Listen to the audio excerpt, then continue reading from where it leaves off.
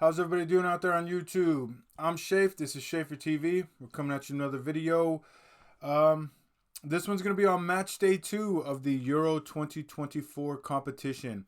But before we get into the video, please like and subscribe. I'd really appreciate it. Leave a comment. Let me know how much of a genius I am or how stupid I am, whatever you want to do. But first things first, before we get into that, we need to go over the groups. We need to go over who's on the top of each group and how everything's breaking down so far. Group A, Germany's on top with 3 points, and Switzerland is also 3 points, but they're in second because of goal difference. And then we have Hungary and Scotland in third and fourth. On Group B, we have Spain on the top spot with Italy second, Albania third, and Croatia fourth. Group C, we got England on the top spot, not surprising, even though lackluster performance. We have Denmark second, Slovenia and Serbia are third and fourth. Group D, we have the Netherlands and France. Both of them are 3 points. Netherlands sits on top because of goal differential. And then we have Poland and Austria at third and fourth position. Group E, we have Romania, very surprisingly, on the top spot. Slovakia is second. We have Belgium in third. Belgium, third or fourth ranked in the world, I believe, in third. Lost versus Slovakia. Pretty surprising, if I do say so. And Ukraine is in fourth. And then we have Group F, where Turkey sits atop Group F with 3 points. Portugal also has 3 points at the second position. And then we have Czech Republic and Georgia in the third and fourth position. Before I go over match day 2, I do want to say, after watching all of match day 1, all of the matches, I think the teams that look the best, obviously Germany. Germany looks like an absolute well-oiled machine ready to attack and destroy everything. A little bit scary, to be honest, that the German team is back in that kind of capability. Next, I'd like to say the Netherlands looked fantastic. The Netherlands have a very good team. I'm happy for them. They always play well in these cups. They looked great. Spain looked very, very good. They looked very good. They still are. Morata is not the best attacking threat in the world, but he seems to play quite well with the Spanish group. I think that Spain have a chance of making it to the final. I really do. Spain looked fantastic.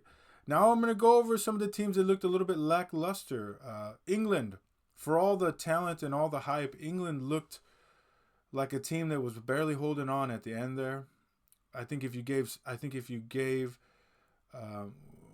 the heck?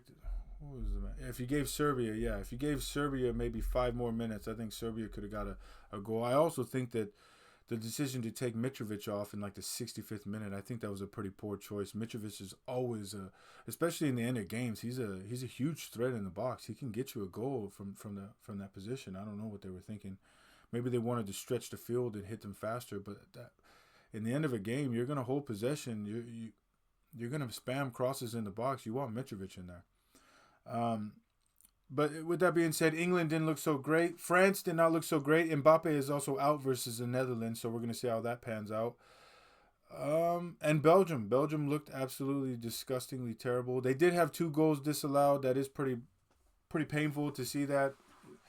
Whether they should have been or not, they did have 2 goals disallowed.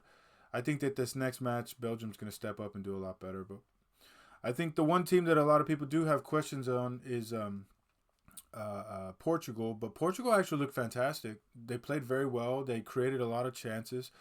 When you play a low block like that, it's tough to get goals, and they still managed to get 2, even though one was an own goal. They managed to win the game, and that's what counts.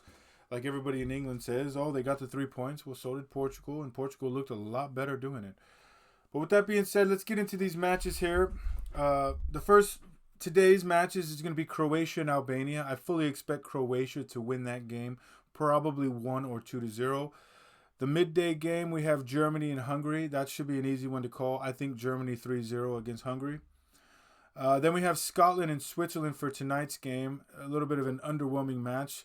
But like I said on the last video, I think Switzerland is a cup team. I do see them getting to the round of 16. I do believe they win tonight's game 2-1. I do believe Scott McTominay scores a goal today, though. I do believe that. Tomorrow, Slovenia versus Serbia. I expect that to be a very good game.